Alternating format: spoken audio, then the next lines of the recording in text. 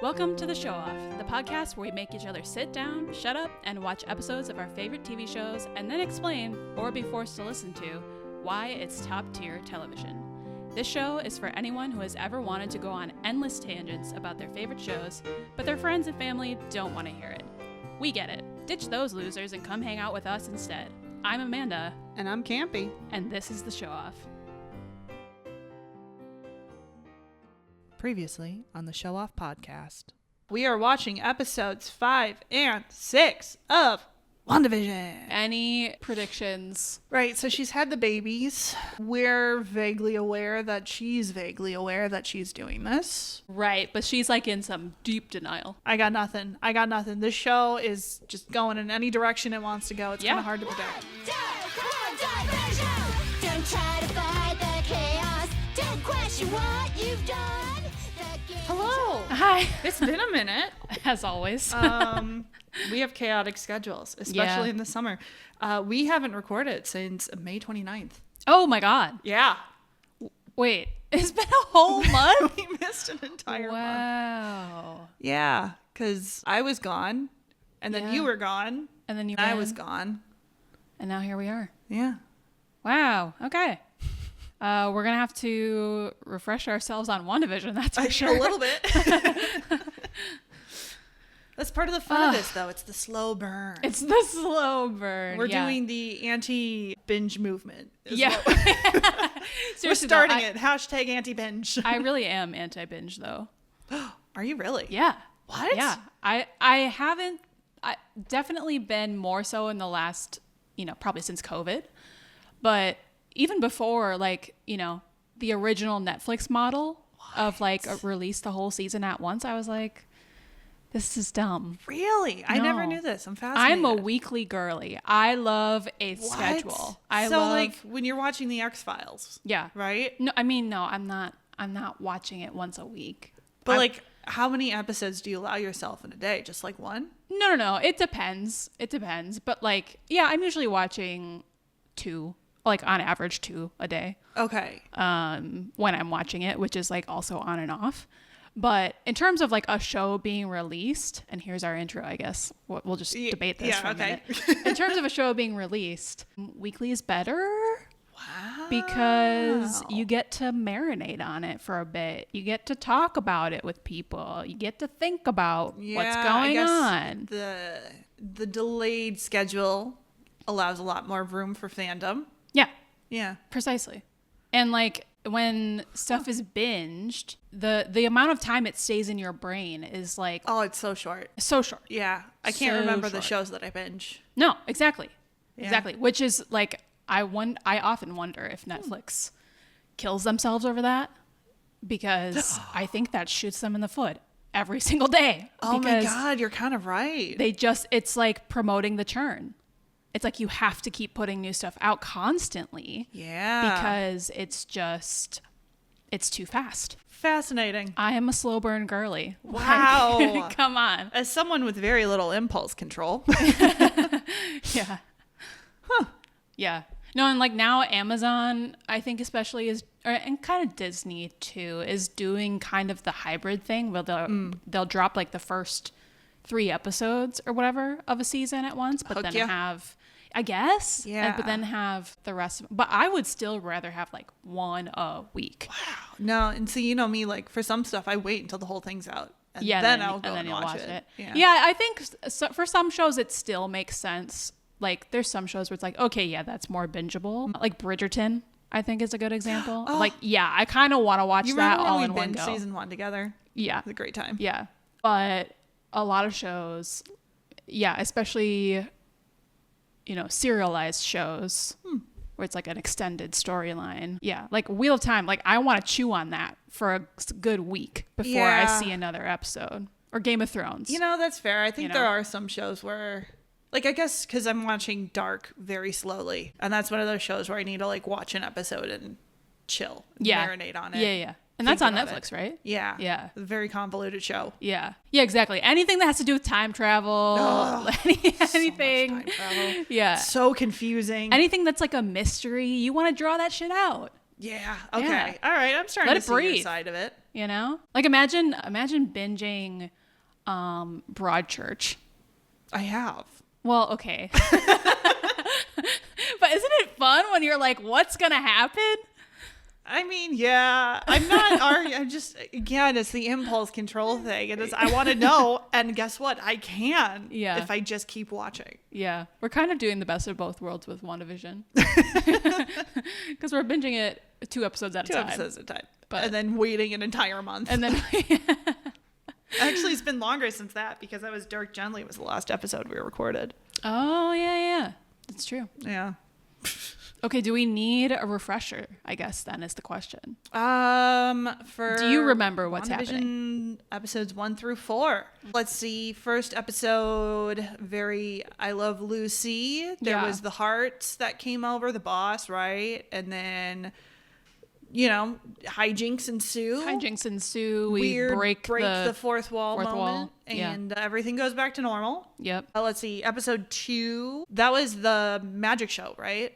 Yes. Yeah, Yep. okay. So more hijinks ensue. Cute, fun, funny. Yeah. But a little bit of... There was the helicopter that was in color. The beekeeper man. The beekeeper man came out that episode. Came out of the sewer. Yeah, and then she was pregnant instead. Yep. Because she snapped the beekeeper man away. Yep. Episode 3. See, my mind immediately goes to 4.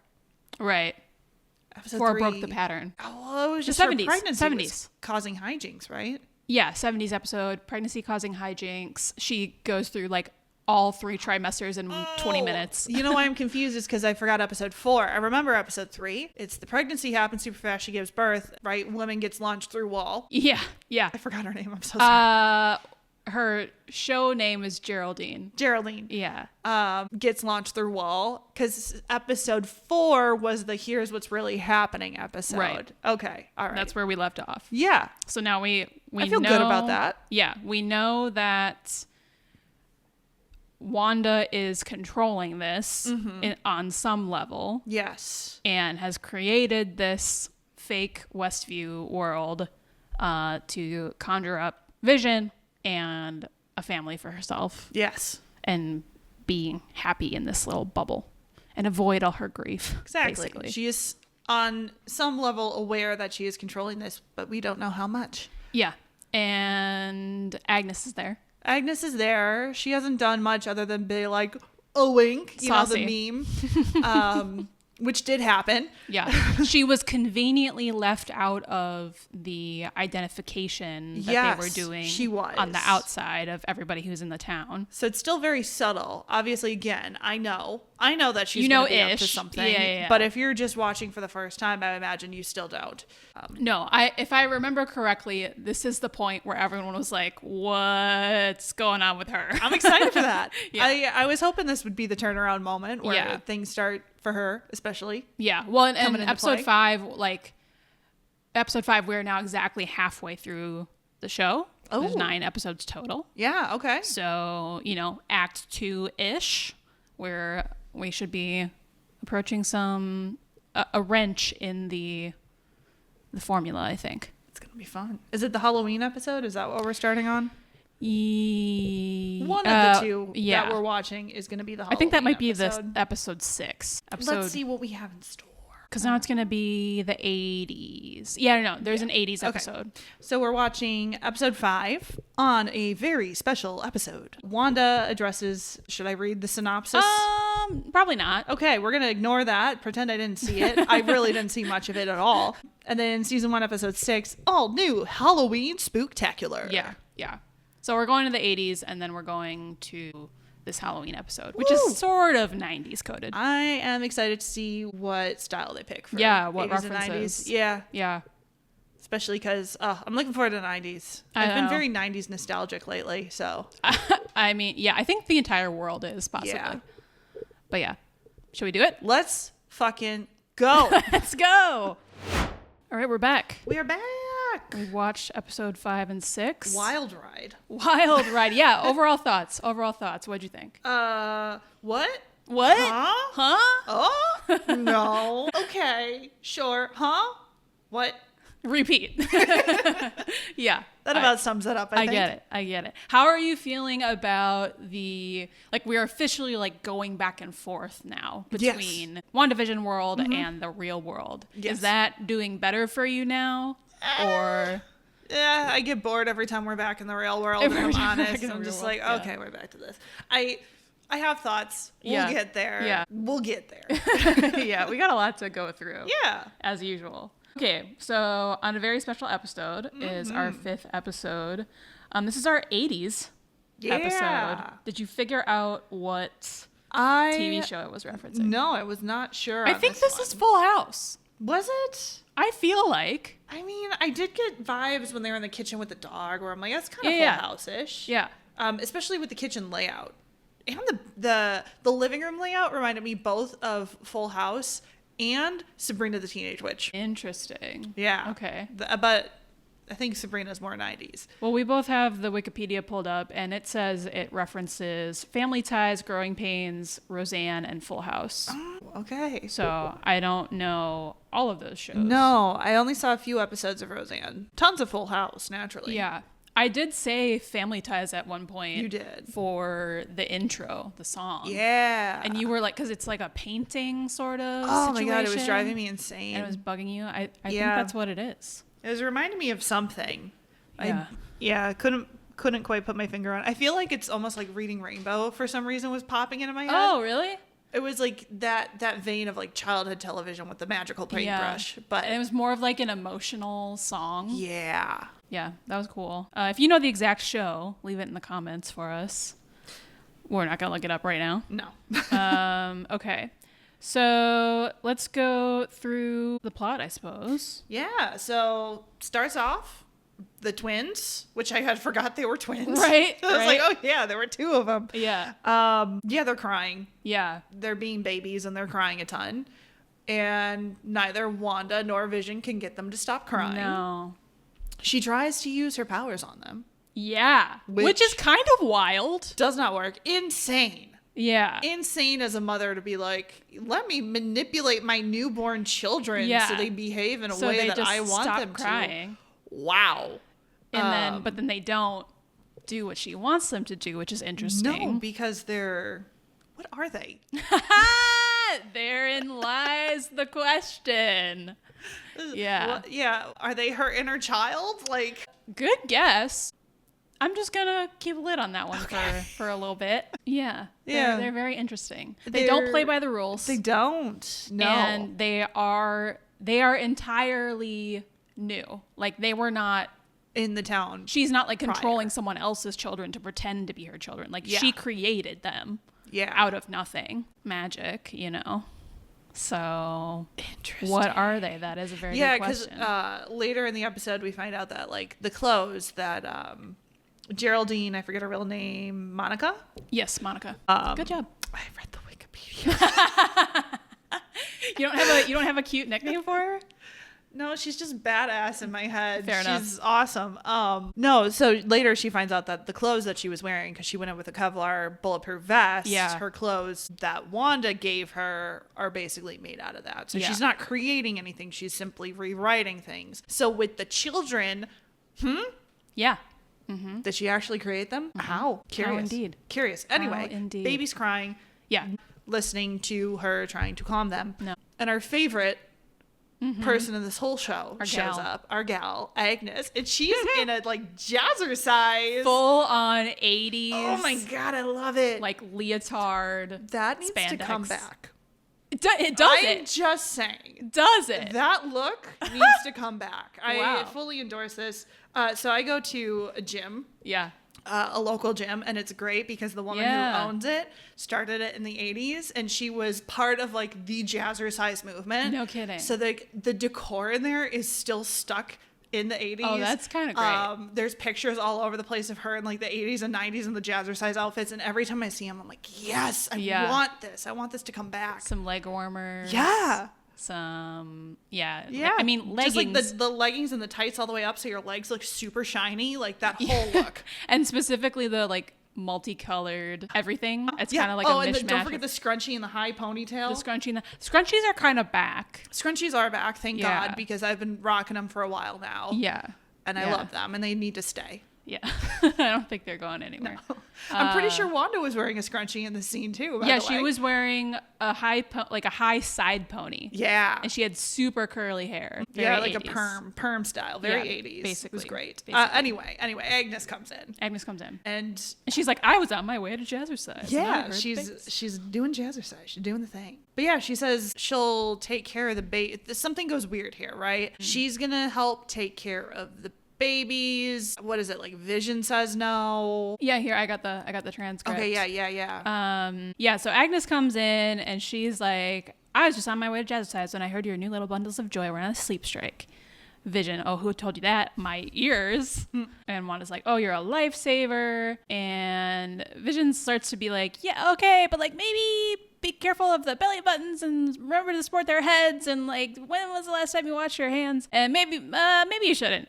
And then Agnes just kind of like looks at them for a second and is like, do you want me to take that again? Yeah. To Wanda. Yeah. She was very self-aware. Yeah. She suddenly like knew she was on a TV show. Yes. Yeah. She's breaking the illusion. Yeah. In order to ask how she can better support the illusion. Yeah. It's an interesting development. She looks very uncomfortable. Wanda is very confused by this. Wanda's confused. Yeah.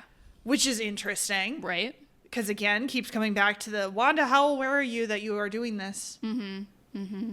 What are you doing? And then suddenly the whole thing just breaks and she's going to go help the kids, and Wanda and Vision are having a conversation about this, and Wanda's like, what are you talking about, Vision? Nothing happened. Yeah, they kind of just laugh it off, and then Wanda tries to sweep everything under the rug. Vision's not actually buying into her bullshit at this point. No, this is clearly making him question even more. Yeah. Which I think from a couple episodes ago, he like already was starting to have a moment, but then Wanda like rewrote it and like rewound him. Yeah. Because I mean, like the first moment was like the bee suit, right? And then that got rewound, and now she's pregnant. Yeah. And then he's talking to Agnes and the neighbor outside, and they're behaving really weird. And then he goes in and, the twins, we got to watch TV with the twins. And that kind of like breaks the moment. So she keeps trying to like rewrite his head, but it's not working. Right. Yeah. But Agnes continues her shenanigans. Oh, she's like great. Doing lunges with the... She's literally in the back like lunging while she's rocking the cribs. She's spraying lavender spray over Ralph says it calms you down. But there's no taming this tiger. Yeah. Catherine Hahn doing what she does. Yes. And then she's looking for liquor. Yeah. Not for me. Not for the babies. Yeah. And then what happens? The babies stop crying. Suddenly. They go. Where are the babies gone? The babies are gone. Yeah. And then, Mom, Dad, and they turn around and boom, 5-year-old children. 5-year-olds are on the stairs. It's very creepy. Yeah. Yes. I mean, they're adorable, but just the fact that they are suddenly it disturbed me. Yeah. These 5-year-olds who are very innocent, they disturbed me. Yeah, they jumped 5 years because it was inconvenient that they were crying so much. Mm-hmm. At least that's my takeaway. Except, once again, this does not seem to be under Wanda's control at all. No, it does not. They did it. The children did. Yeah. I wasn't clear on that until we'll get there. Quick shout out to Catherine Hahn. Yeah. Just drinking what I assume is brandy or whiskey. Yeah. While sitting on the counter and being like, kids, can't control them. Yep. Because you can't. Because no matter how hard you try. What are they? Mm-hmm. I don't want to say who. What? I'm going to say, remember that line. Kids, you can't control them no matter how hard you try. Just put that one in the back of your mind for future TV shows that we're going to watch after this one. I knew it was relevant. Oh, spoilers. Yeah. Okay. There's just, it's fun for me to watch this having the context of Agatha all along, because I'm definitely able to pick up on even more subtleties than there already are. Okay. So I'm curious. I'm so curious about so much of this, especially based on what happens in the next Halloween episode with her. Anyway, so what? We're outside the town now? Yeah, so then we go back to the real world, basically. Oh, this scene. So, yeah, end scene with WandaVision and Agnes and the boys, and now we're back in the outside world.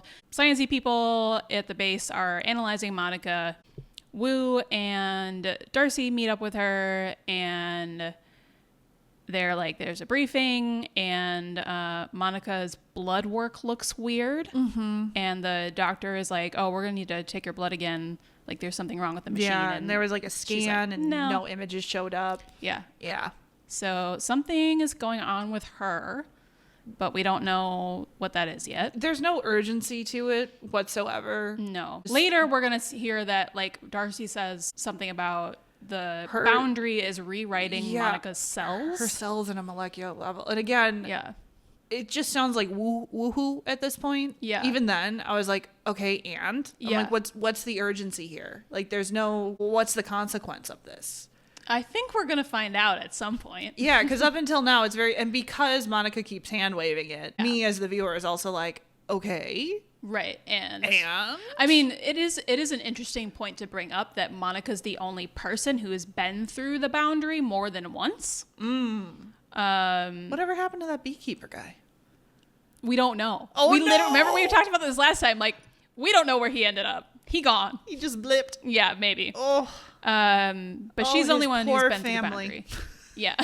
I mean, all these people. Could you imagine if he got snapped and then came back and then just got snapped? And then just got re-snapped? Oh, no.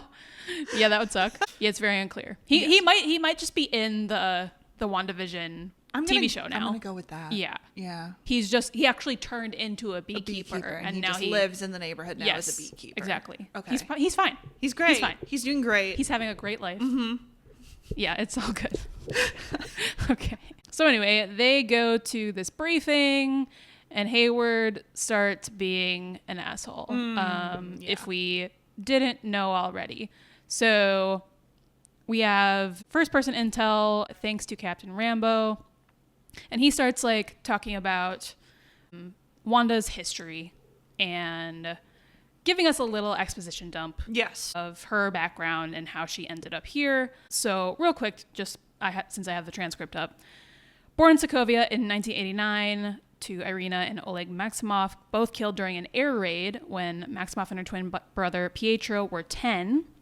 The twins age up to 10 in this episode, interestingly. So I didn't clock that, but here we go. The twins were subsequently radicalized, volunteering at Hydra. And Wu says, that's an oversimplification of events, but essentially yes. After unspecified experimentation with the Mind Stone, Maximoff gained telekinetic and telepathic abilities. Oh yeah, and this is the part that you thought was weird. Yeah. Where he was like, back up, does Maximoff have an alias? And he's like, no funny nickname, not a one.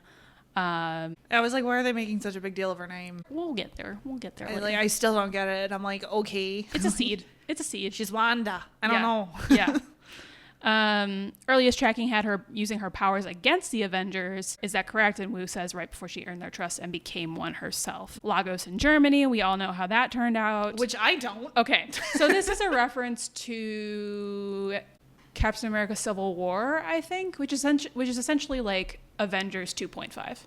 Okay. They're all in it. Okay. So the beginning of that Bucky's movie, a thing, right? Huh? He's a person. Bucky's a person, yes. Is he in that? He is in that. Okay. Yeah. The whole conflict is around him. Right. He's like the anti-Captain America, right? In the beginning, yeah, sort of. He's the Winter Soldier. He's been mind controlled. He was by like Hydra. Brainwashed. He's also a super soldier, metal arm. I haven't seen this. Yes. I only know this because I used to work with a girl who was obsessed with this movie in particular. So okay, I heard a lot about Bucky, Captain America / fiction. Yeah, that's a thing. So at the beginning of the movie, though, the Avengers are on a mission. Okay. Steve, Natasha, Wanda, maybe Hulk. No. Widow. Steve. Wait, who's Steve? Rogers. Captain America. Oh, okay. Wow, really? Nothing? Okay. All right. Wait, who's the Hulk? Bruce Banner. Ed Norton, right? Mark Ruffalo. Edward Norton at first. Yeah, he's the only one who changes. Okay. Actors. Okay. Bruce Banner, Hulk, Steve Rogers. I wanted to say Martin, but I know. No, definitely not. Steve Rogers, Captain America. Natasha's Black Widow. Yeah. Cool. I got that one. Wanda. And I think Falcon is there as well, but it doesn't really matter. Whatever. They're on this mission in Lagos, Nigeria. Okay. Okay. There's a situation where there's an explosive and Steve is going to get blown up and Wanda like throws it up into the air with her powers, but she is like reacting in the moment and not thinking, and it explodes and like decimates a floor of a building and like probably kills a bunch of people. So that was like a whole incident. And then that kind of sets off this whole chain of events about like who has oversight of the Avengers, who is like, you know, are there repercussions for this sort of thing? This is why we got to watch The Boys. Okay. Well, cool. Yeah. So that's what they're referencing here. Germany then, because Lagos is Nigeria. What was the Germany thing? Germany. I think. Oh, that's referencing in Civil War when they all like fight each other. It's in Germany. Oh my God, I forgot there was a Civil War. Yeah. Captain America Civil War. That's the movie. I forgot that was even a thing. So like they're like the Sokovia Accords are just like infighting, right? Yeah, basically, the Sokovia Accords get created, and basically one side says there should be like government oversight or like United Nations oversight of the Avengers. The other side says no, like we are still the best people to like govern ourselves, basically. Yeah, okay. So Tony is on the side of the Avengers should have oversight because he fucked up majorly with like Ultron and stuff. Okay. And Steve is like, no, I remember World War II. We should be like, we're still the best people to oversee ourselves. So anyway, it's a big conflict. They end up fighting. Blah, blah. So we're kind of just piecing together major events of Wanda's history. And these events in particular, I'm assuming, were bad. The ones that are being called. Yeah. So bad, people die. And he's then painting her as a not hero. Yes, and then as a consequence of the events of Civil War, she is imprisoned for a while, along with other people, other Avengers, and it's pretty sad when that happens to her. So yeah, so he's kind of like fully down to paint her as the villain, and I mean, he calls her a terrorist. He kind of calls her a terrorist. He doesn't he does. Yeah. Which I immediately side with Monica when because he's like terrorist, and Monica immediately is like, she's not a terrorist. Which I'm like, yes, because terrorists have a political motive, which Monica immediately points out. Yeah. So I was like, good. But he does bring up the valid point that she is torturing. Right. She is holding people against their will. And holding hostages. So yeah, it is good in that, like, yes, Hayward's being aggressive and kind of a dick, but he also like doesn't entirely not have a point. And like that's what's kind of frustrating. He's black and white, kind of painted very black and white as he's gonna be the dick and the asshole. But like, no, he has a fucking point. Logically, if this were to play out, if someone took a town hostage and like however many thousand people are in there, they're the enemy that you're gonna be targeting. And again, Monica, and obviously I'm going to be on the side of healing and emotional and in the end. But like, dude's got a fucking point. Right. Well, I think to Monica's credit, she says something later, and I can't remember even if it's this scene or later, but she says like, clearly we have no ability to correct this situation ourselves. If Wanda is the problem, Wanda has to be the solution. Yeah. Which is the right way of thinking about this. Yeah. I mean, because in the end, Hayward just wants brute force. Let's get to the quickest solution possible, violence. Yeah. Violence is a quick way to get what you want. Monica is, no, we got to do this right. We got to take the hard path. Yeah. Yeah. And the slow path, which is, I don't know, therapy? Yeah, maybe. I don't know. Let's see, real quick. Man, Avengers, they'd rather hold hostage an entire town than just go to one therapy session. I know. And this is I think this scene shortly following this is where she discovers her clothes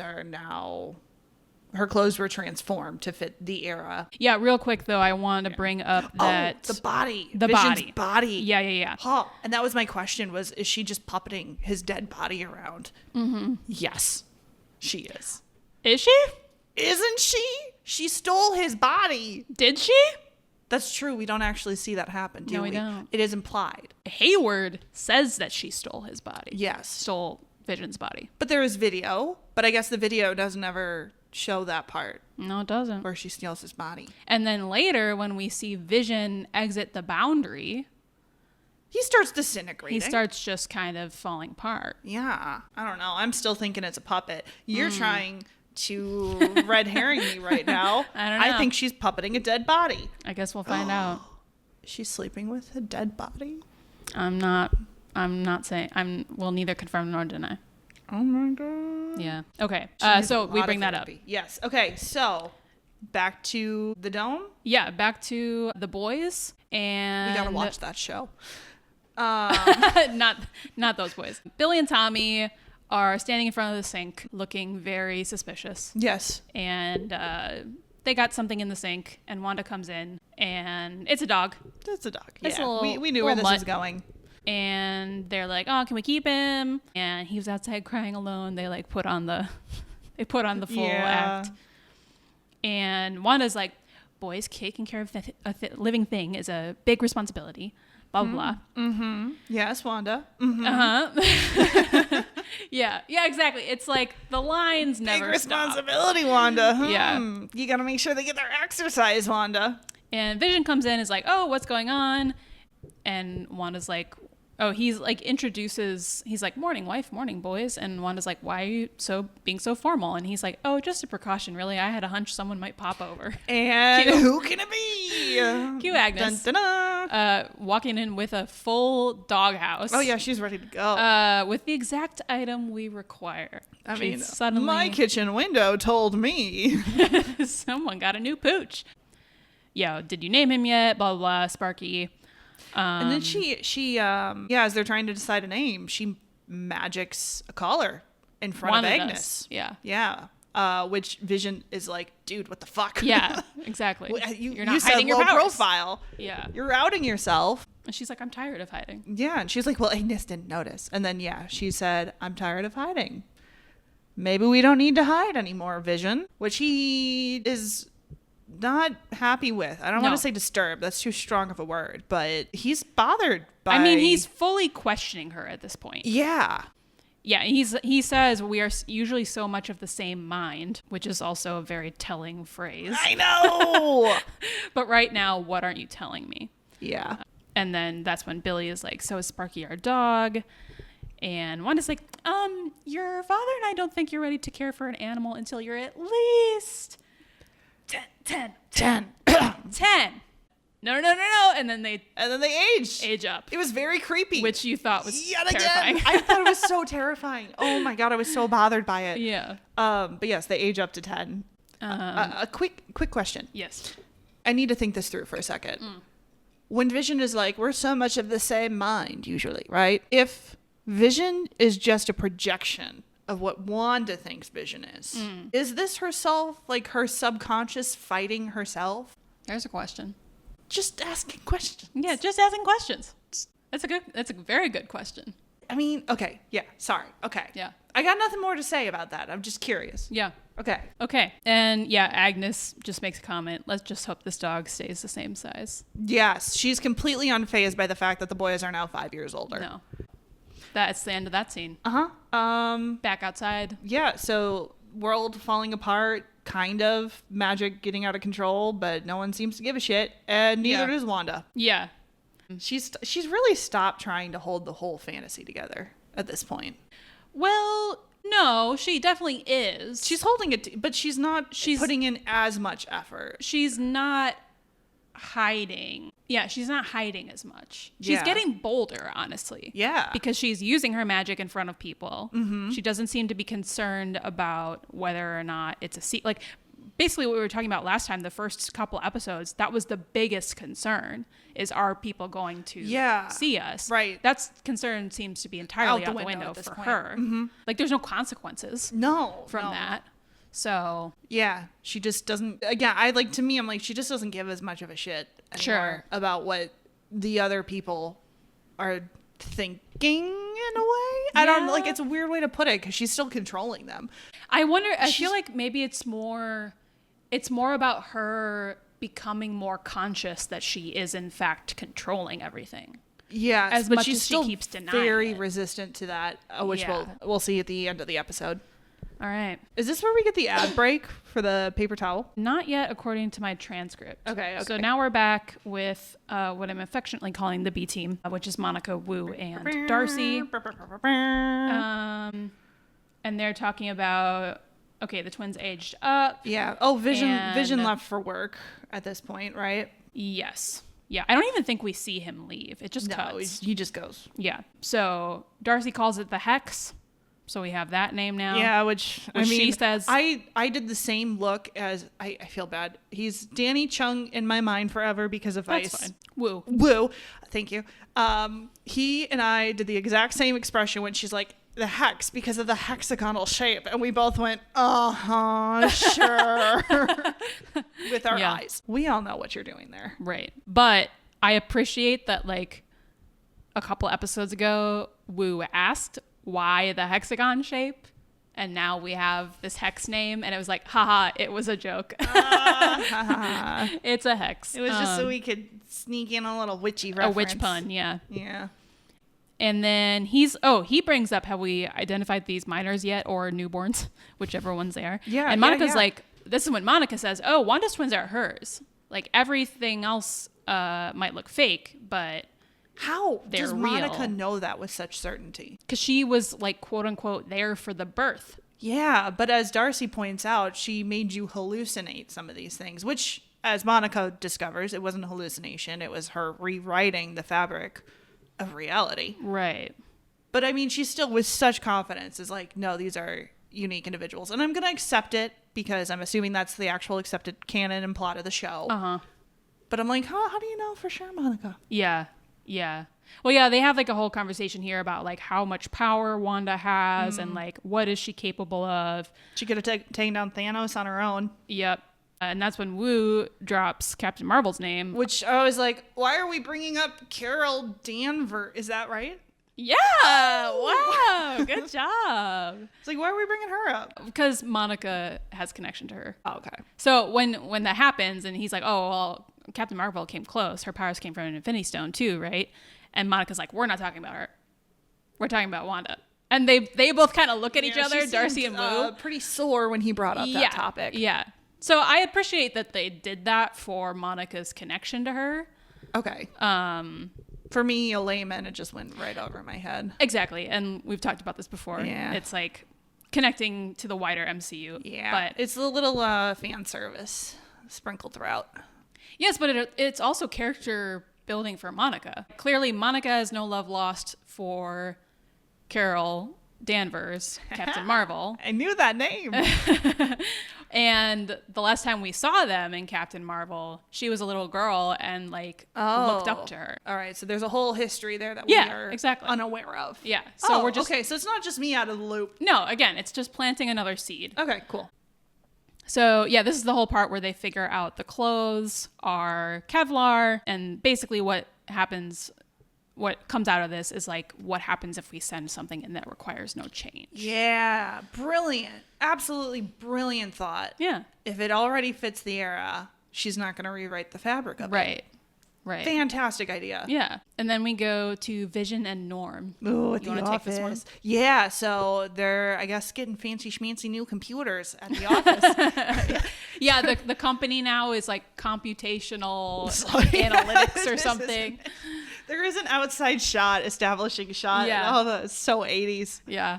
It makes me so nostalgic, even though I was born in the 90s. But never mind that. 80s TV. 80s TV, yeah, because we still grew up on it. Yeah, so getting computers and stuff, and he's showing his coworker, Norm, and Norm's like, oh, it's like you speak their language. Yeah. Haha, nudge, nudge, wink, wink. Electronic mail. Electronic mail. Where do I put the stamp? They get an email, and it's a wild sounding email. Everyone in the office starts reading it in unison. Yeah, from Darcy. Darcy Lewis's findings regarding Maximoff's anomaly, high levels of radiation present at perimeter, effect on Westview residents unknown, please advise. Yeah, and everyone's laughing, except for Vision. Yeah. Who's like, what the fuck? Yeah. Appropriate reaction. He's the only one with an actual reaction. Yeah. Yeah, and he does something to Norm. He touches his temple. Magic power touch. Yeah. I don't know what happens, but Norm snaps out of Wanda's control. Yeah. And it's kind of terrifying. Yeah. Yeah. He's freaking out. He's freaking out. He immediately starts panicking. He wants to know where his cell phone is. He's got to call his sister because she's taking care of his dad, and his dad's sick, and he doesn't know what's going on. Yeah. Does he talk about the emotional pain at all? Does that come up at this point? Yeah, he says, like, it's, like, just make her stop. It hurts. It hurts, yeah. And I think there was something that Monica said at the very opening shot when she's being, like, photographed in the lab or whatever, where she talks about how, like, the feeling was overwhelming. Like, there was something holding her like down. Drowning. It was overwhelming. It was like drowning. And then you hear a voice say, it's grief. And it didn't sound like Monica's voice. It sounded more like Wanda's voice. Answering really? the question of what the feeling was. It was weird. It was a little distorted. Oh. But to me, I read it almost as like Wanda saying it's grief. So yeah, it seems, which I thought, especially seeing Norm's reaction, like what a wild way to depict someone's grief. Yeah. It's being so overwhelming and so all consuming that it's actually torturing other people. Yeah. But it's totally concealed. Yes. It's like underneath this facade of happiness and play acting normalcy that everyone is doing. Yeah. Damn. Pretty good. Mm-hmm. Does that hit you in your feels? Because it sure hits me. Yeah. But yeah, he's panicking, and then Vision, Puts him back. Yeah, takes pity on him and puts him back, or just doesn't know what to do. I think he just kind of like doesn't know what to do, and like almost just kind of panic puts him back. Yeah. Yeah. Again, it kind of interesting that Vision can do this at all. Going back to the is Vision a part of Wanda kind of thing? Because I'm trying to remember like if regular Vision had an ability like this, and I don't remember seeing him do anything like this in previous like Avengers stuff. He's got to be a projection of Wanda. So then is that mean he's not, like she didn't reanimate his body? No, she could have, but I mean, he's still dead. She can't bring back the dead. So the personality that is coming out is the personality that she is projecting, the personality she imagines of him, but it's still her because it is her projection. And so therefore his ability to do that comes from her, right? Right. So him doing that again. Okay. So like taking this further, it has to be her subconscious also fighting back. And like also being curious about the damage that's being caused by her grief taking control of this situation and seeing this other person like panicked and terrified and desperate for help. Again, it's like whole illusion's starting to fall apart. She's starting to give less of a shit about concealing things. Yeah. And if this is a projection of her subconscious is also fighting back saying you are hurting people. But also as a defense mechanism saying, no, put it back to normal. Put it back to everybody being happy and smiling and laughing. Yeah. Too much emotion. Too much emotion. Protect the ego. Yeah. Hide it all again. Oh, I like it. Okay, cool. All right. like it. I got there in the end. We got there. Yeah, so everyone, Norm goes back to normal. And then we cut. Yeah, back to Wanda and Tommy and Billy. Is it the commercial yet? Close. We're getting there. Okay. Billy is teaching Sparky some tricks and showing his mother and his brother. And then they're like, oh, we got to show Dad. Where's Dad? Oh, he went to work, but it's Saturday. No, it's not. It's Monday. This morning was Saturday.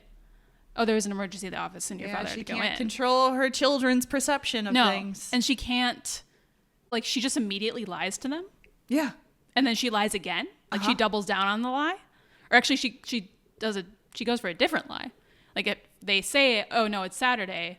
It's Monday. So that counteracts the Monday lie. And then she says, oh, he had to go in for an emergency at the office. Yep. Which is also a lie. So, and then she said he just needed a distraction. And they're like, what, from us? And she's like, no. Like sometimes we're just not on the same page, but that's temporary. But it's going to be okay because family is forever. Yeah. Now, did Vision need the distraction, or did her subconscious need the distraction to get away from all the questioning? She needed to get rid of Vision temporarily. Yeah, because he was freaking out about her doing her magic in front of Agnes and wondering what the hell is going on. It was too much for her. Yeah. So he had an office emergency, and now it's Monday. Anyway, so family is forever. And then family is forever. Tommy is like, do you have a brother, Mom? Just kind of out of nothing. Yeah, out of nowhere. And she's like, yeah, he's far away and that makes me sad. And then the dog starts barking and like something's outside. And that's when we see the drone. Yeah. Okay. So you do this part. Yeah. Because the dog's barking at something out at he's at the front door. So they go out to the front door.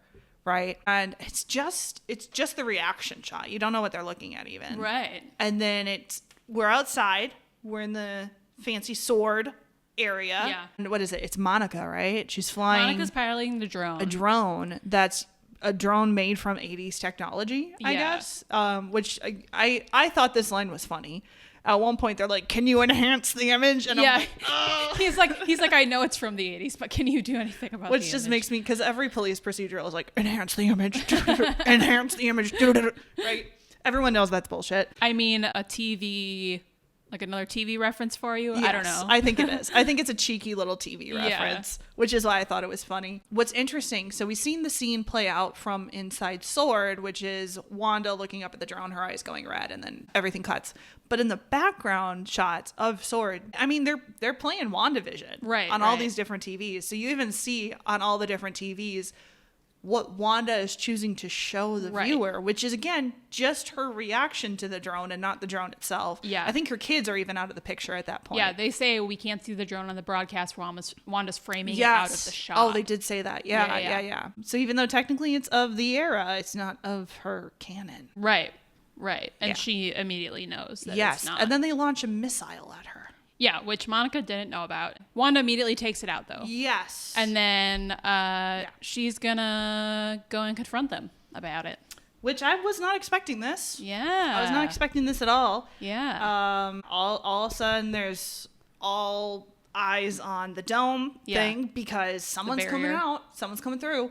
I did not expect her to come out. In full superhero costume. Yeah, that's like her getup, right? Yeah, that's pretty much like her getup. thing. And like speaking in her regular accent. So Try it. Go for it. Genovia. Princess of Sokovia. Sokovia. And her Sokovian accent. Yeah. That was really good. I appreciate that you said. Okay, moving on. Yeah, and she is in full power mode right now. She chucks the drone back at them. They got all these lasers on her, all these guns and lasers pointed at her, which is interesting. They're all aimed at her chest. Yeah, and she's completely unfazed. Kind of interesting visual going on. And yeah, she's just flexing her power. Yeah. Basically saying like, stay the fuck away. Yeah. Stay out of my home. This is your only warning. Stay out of my home. Yeah. You don't bother me. I won't bother you. And he's like, well, you have an entire town hostage, which again, he has a point. He's got a huge point. And she says, well, I'm not the one with the guns, but you are the one. Monica says, but you are the one in control. Yeah. And then Monica's even like, we can help you, which Wanda says, what do you have to offer me? Right. Which is wild. It's like, also accurate. But a friend? A shoulder to cry on? Well, some therapy sessions? She thinks she has everything she wants. She thinks she does. Because she has constructed a reality that she wishes was real. And it is real enough to her. Her exact line is, I have what I want and no one will ever take it from me again. And she's real scary. She's terrifying. She possesses, mind controls all the men with guns to point at Hayward. Yeah. And then just blips back into the dome. Goes back. Into the hex. And guess what? Here's the ad. the first ad. This is when the ad plays? The paper towel ad. But this is like the end of the episode. Not quite yet. So this is where we get the paper towel ad, and it's like Lagos brand paper towels. Yes. To clean up your messes. For when you make a mess you didn't mean to. Yes. And I did notice one of the things that was spilt was a beer, which I'm like, okay, that's the nod to Germany, I'm assuming. German beer. Sure. I'm gonna go with it. The first thing they spill is like something with red food coloring. Yeah. So, I think we know what that's symbolizing. Okay, so that's the first one. And then back with the boy, like Wanda immediately goes back into mom mode. They're looking for the dog out in the neighborhood. Yes. Okay. And then they roll up to Agnes's house, and she just like comes out from behind a bush. She pops out of the bushes with something wrapped in a towel that is very dog shaped. Yeah. And then it's a dead dog. She's like, oh, I didn't want to come over until I'd wrapped him up. What happened to him? Found him in my azalea bushes. Don't know how many leaves. I guess azaleas are poisonous. Don't know how many leaves he ate. I didn't find him until it was too late. And she apologizes to the kids, and they're suddenly like gonna age themselves up. Yeah, to escape this pain. Very sad about their dog dying. And she's like, no, don't age yourselves up. You can't run from this. Yeah, as much as you want to. Is powerful. You but have you can't. to feel these powerful feelings. And Tommy's like, you could fix anything, Mom. You can fix the dead. Which Agnes is like, you can do that? Mm-hmm. She is like impressed, if that's true. She is something. Yeah. Which Agnes, aren't you a little more like, kids, they think their mom can bring someone back from the dead. Right. No, Agnes is like, oh shit, she can. Mm-hmm. Who goes there? Who jumps to that conclusion, Agnes? And like, why would she be interested in that? Yeah. She is, isn't she? She's a little. I mean, that's kind of this is the first like question she's asked her. That's like referencing her powers. That's true. But this is the first time that she's being. Well, no, it's not. It's yeah. Okay, sorry. So yeah, Wanda says no, and then Agnes says you can do that. And Wanda's like, no, I'm trying to tell you that there are rules in life. We can't rush aging just because it's convenient. And we can't reverse death, no matter how sad it makes us. Mm-hmm. Some things are forever. Oh, Wanda. And that's when Billy's like, you said family is forever. And the doggies are family. But, you know, no luck. No. This is what I find interesting about this scene. Because she's trying to address grief in this moment. Yeah. You said families are forever. Death is forever. Like, make the connection. Just because someone's dead doesn't mean that they're still not, like, a part of your life in a meaningful way. You can move on. But she doesn't go there. Quite get there. She doesn't make the leap to the next point. She is just stuck in this moment of this is forever. Yeah. This grief is forever. Wanda! Yeah. Yep. You're so close. So then it's Wanda and Vision in their kitchen. Because Vision shows up with the dead dog too, and I think he shows up and just kind of hugs the boys. Yeah, it's kind of end scene. Yeah, he comes in from the yard and like dusts dirt, starts washing his hands from dirt. So presumably he was burying the dog. That's the assumption there. So they start talking and like. He's like, oh, well, it's not often you get a dog and bury them in the same day. Wanda says life moves pretty fast out in the suburbs. Mm-hmm. And she's trying to, like, exit the conversation, right, too. She's trying to leave. And that's when Vision's like, I spoke with Norm. So he's confronting her. And he says, I unearthed the man's suppressed personality and spoke to him free of your oversight. He was in pain. And she's, like, trying to brush it off. But he's like, what are we going to do? Watch TV so you can just change everything again? Yeah. Well, he like asks, like, you think you can control everything? And she's just like, can't I? Yeah. And then the credits start rolling. Yeah. And this was so brilliant because they keep arguing as the credits are rolling. Yeah. It's perfect. Of her is like, no, we got to wrap this up in a nice bow. Roll the credits. Yep. There was a laugh track. Yeah. During that and everything. Too, and they're still having just a full argument about this because Vision will not drop it. It's very good. It's so good. Yeah. So meta. Yeah. God, and Vision is like, I have to believe that whatever is going on, like, was subconscious at first, and you only recently became aware of it. Yeah, because he can't like conceive that she would intentionally hurt all these people. And I mean, again, if he's a projection of herself, she can't conceive that she would intentionally hurt all these people in trying to deal with this. Yeah. And I mean, she's just denying everything. She's denying everything. And she's like, what do you think I do? Like, make sure everyone, like, control everyone at the town, make sure everyone gets to their dentist appointment on time, mows their lawn, like. Yeah, all this stuff. She just, every turn, she keeps trying to deny that it's happening. Yeah. But then at one point, she's like, this is all for us. Like, just let me handle it. Yeah. It's weird. It's both that are happening. And again, I think it's just so many layers of herself trying to protect herself. Right? Like, this was set up to protect her from her grief. Yeah. And then the fact that she's hurting so many people, well, she has to delude herself into believing that she's not actually the one that's controlling all of this. And that's to protect her from having to confront the fact that she's hurt people with trying to cope with her grief. Yeah. There's like so many layers of her hurting other people in an effort to just not feel the pain. Yeah. Basically. Yeah. Yeah, so they keep arguing, and he's like, why are the playgrounds empty? Like, where are all Where the are the children? kids? And then suddenly, the doorbell rings. goes off, and she's like, I didn't do that. Yeah, I didn't do that. I didn't make that happen. Didn't you, Wanda? Did she? Did she? Yeah, she did. Yeah, definitely. She did. And again, whether or not she's aware that she's the one that's doing it, she's the one that did that. She does seem pretty surprised by this turn of events. But again, I mean, not speaking from personal experience, but when you're dealing with something emotionally painful, your brain has a tendency to try to throw up barriers and divert you and distract you. And you don't think you're the one that's doing it, but you are. But you are. It's, yeah. Yeah, it's interesting to think about, like, she has a certain level of self-awareness at this point of what she's doing, what's going on. But it does also seem like there are other things that she's just completely not seeing. It's almost like it's gone. This cameo being it is almost out of one. her control. Like, it's in her control, but it's out of her control at the same time. Yes. Yeah. For sure. Okay, anyway, so she opens the door, and there's a lot of suspense, and everyone outside is watching the TV show happening. And again, we're just getting her reaction. That's the only shot we're holding on. Where's the reveal? We see the back of the dude's head. It's silver. It's silver. My mind is on Veep still because of Danny Chung. I thought it was Kent from Veep. So I was like, ooh, the back of the hair, that haircut, that looks like Kent.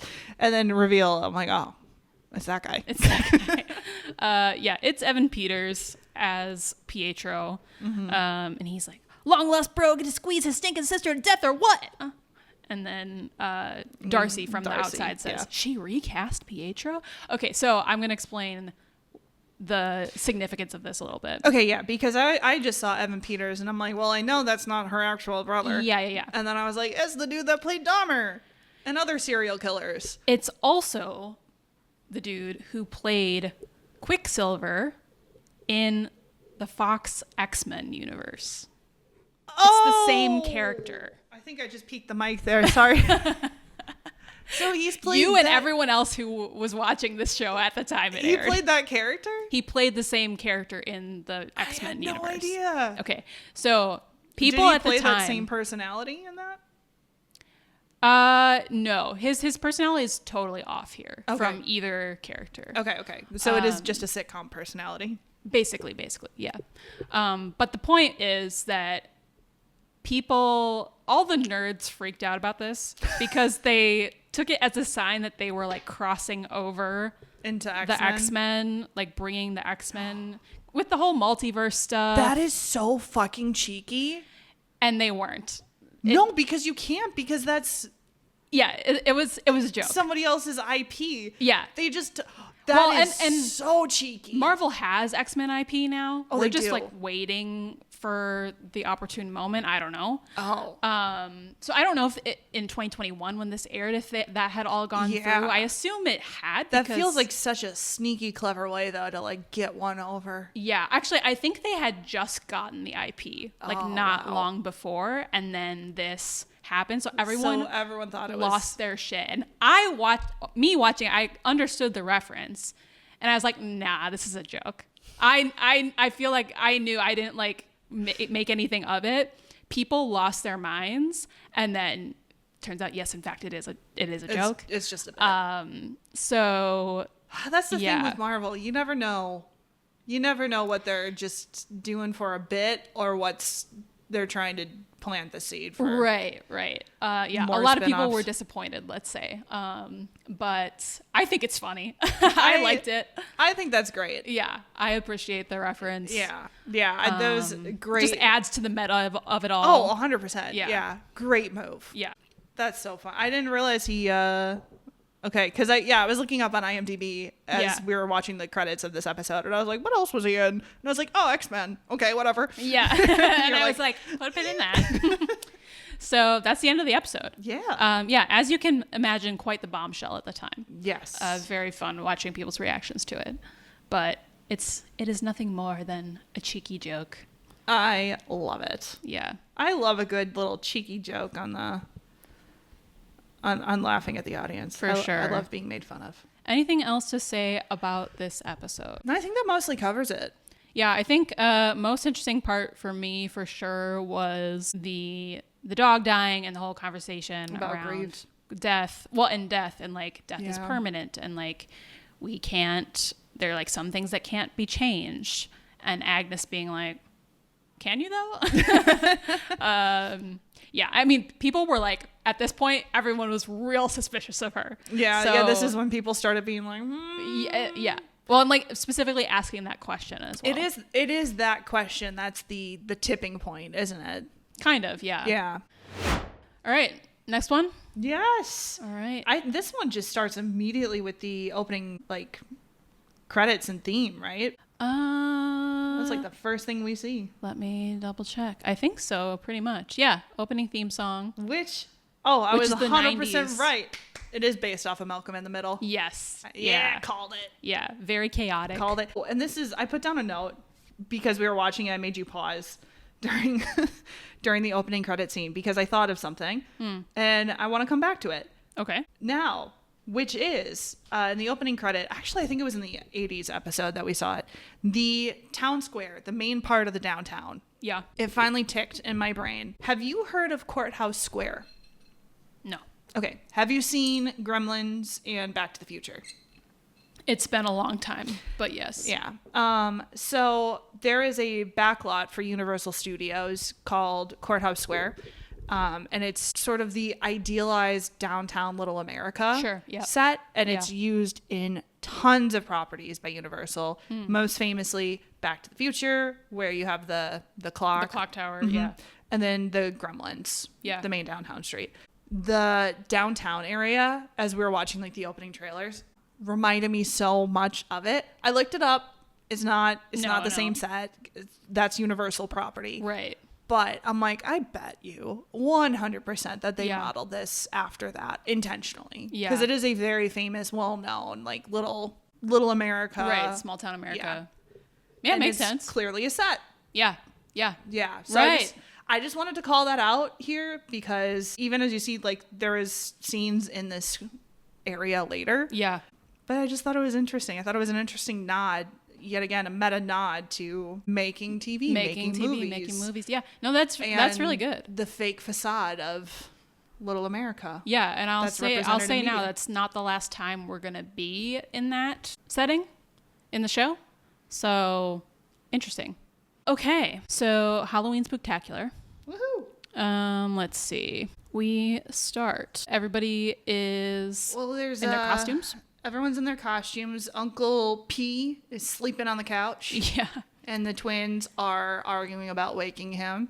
We get a very interesting shot here. I thought this was interesting because we're changing film techniques a little bit, going out of the 90s or going out of the 80s, I guess. Into the 90s. Yeah, out of the 80s into the 90s. The 80s episode was still largely shot with the 3 camera setup, Yeah. right? Yeah. With the occasional close up and Right, and when we stuff. break stuff. Right. This, however, now that we're moving into the 90s, is actually shot with a more Moving camera. moving cameras, a lot more close-ups, a lot more planning, right? It's not in front of a live studio audience anymore. The boys are directly speaking to camera at several points. Yeah, they are. Yeah. Like narrating.